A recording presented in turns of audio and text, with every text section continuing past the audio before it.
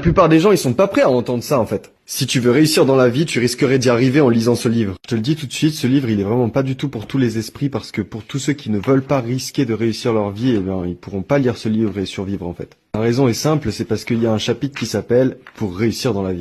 Par contre, je te préviens, il y va pas par quatre chemins. Donc, tu vois, il te dit des trucs du genre « Ayez confiance en vous-même, tous les éléments de succès sont en vous ». Et alors, il va pas te prendre avec les pincettes, celui-là, parce que regarde, vous n'avez pas été préparé au combat de la vie. Il faut vous y entraîner de vous-même. Je les mets toutes dans la tronche, regarde. Nous veillons jalousement à la santé de notre corps et nous n'avons aucun souci de la santé de notre esprit, mais tellement. Regarde, il nous parle carrément de rénovation mentale et morale dans une phrase qui dit « Nul ne saurait prétendre exposer une méthode universelle de rénovation mentale et morale. Chacun doit se faire la sienne propre. » Ça rejoint directement le titre du livre puisque c'est une encyclopédie autodidactique. Donc le fait que chacun doive faire son propre chemin entre directement dans le thème de ce titre. Voilà, globalement, tout ce qui va pas dans l'existence, il te dit comment le régler. Donc tu vois, il t'explique comment former une voix nette et expressive, comment avoir le regard ferme, comment prendre l'attitude d'un homme froidement maître de lui, comment être toujours parfaitement calme, pourquoi ne jamais trahir vos impressions, et genre comment on devient maître de ses forces spirituelles.